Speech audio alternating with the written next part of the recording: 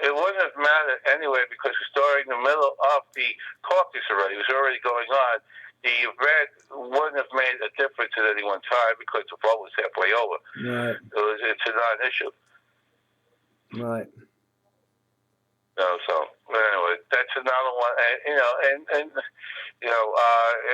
Carson the other day this week said that talking about Trump and the Second Amendment, he goes and what's going on in Congress. He said that the Second Amendment should be put on the table, which tells me that everything's up for grabs, which means Trump is not fully for the Second Amendment, because if he was, he would fire Carson right then and there, and he would have told and repudiated that line. The Second Amendment should never be on the table. Right. But he didn't do that, so that tells you a lot too. And also these people that did these Democrats that did the sit down in the House this week. Let's start taking guns away with that. Gun control. Let's start with by example. Every one of those Democrats that sat there in the Senate, the House floor, should automatically lose their license to own a weapon, take their weapons away, take their security weapons away, and let them stay there without any security based on any guns. Show by example. Right. Because otherwise they look like little school kids. You're actually you're actually doing a sit down against the Bill of Rights and the Second Amendment of the Constitution. That should tell the people in this country that they should not to vote for any Democrat. Because therefore getting rid of the Bill of Rights and the Second Amendment. Right. And a little bit about Bernie Sanders again. Bernie Sanders' comments, stuff like that. There's about 45% of his support that will not come out and vote for Hillary Clinton. They just can't stand her for several reasons, including the fact that she accepts monies, millions and millions of dollars, from countries that support and implement Sharia law that goes out and treats women as second-class citizens and kills men and women, throw them off the roofs and stuff just because they are gay. Right.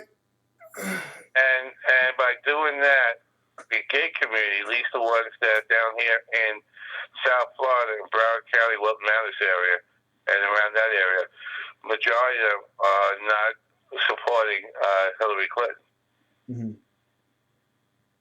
They're either going to stay home or they'll write Ted Cruz or some other person. Maybe they'll vote for Johnson. But they're not going to vote for Trump, and they're not going to vote for Clinton. Right. Well, we're going to go for Ted Cruz because it looks like it's going to be a challenge convention because they got lots of opinions. We're working, like I said, we're working to try and get the delegates to understand the fact that under the rules and regulations, sections 25 to 32 and 38 guarantees them that they are unbound and they can vote their conscience even on the first ballot. It's been affirmed twice in the Supreme Court back in 76 and 80. The last time the delegates were founded was in 1976.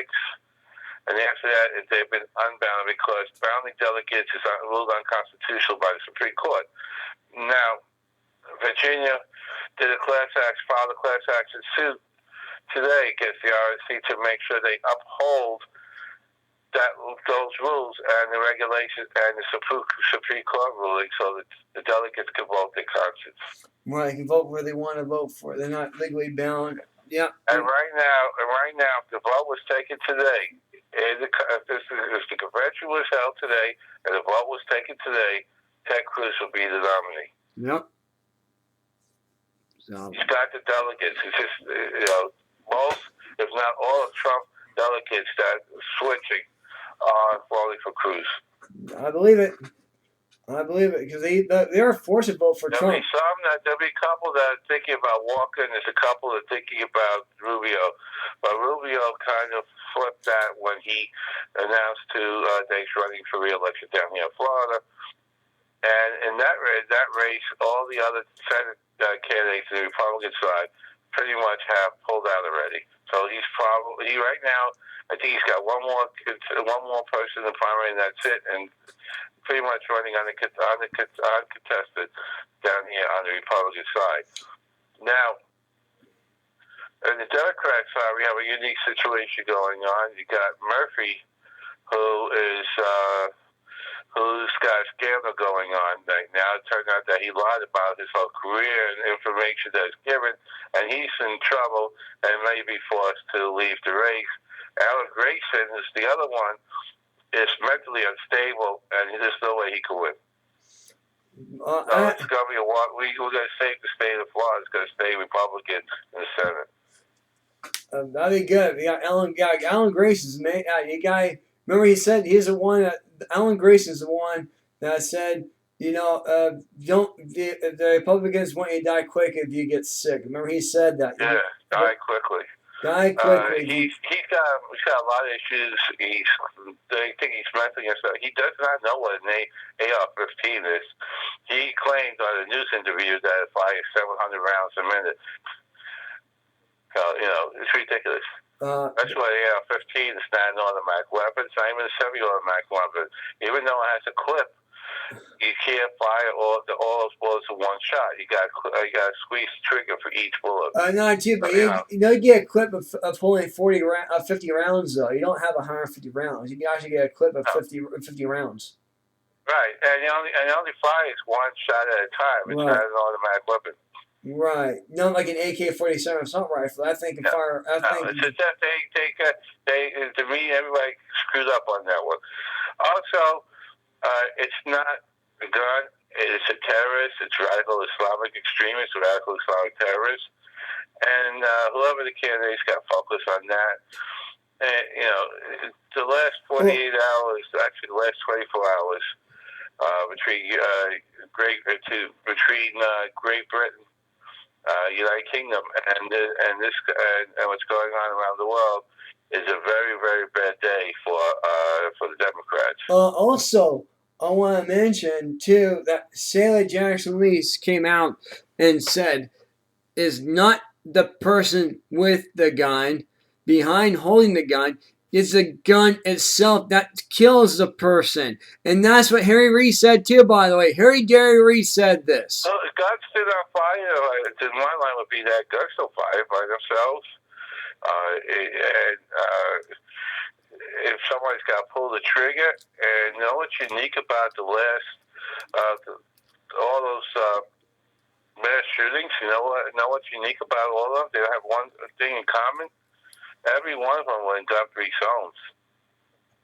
So it's not the gun; it's the person behind it. In this case, in Orlando, it's Islamic extremists. Most of the mass shootings over the last few years have been caused by Islamic terrorists. Right.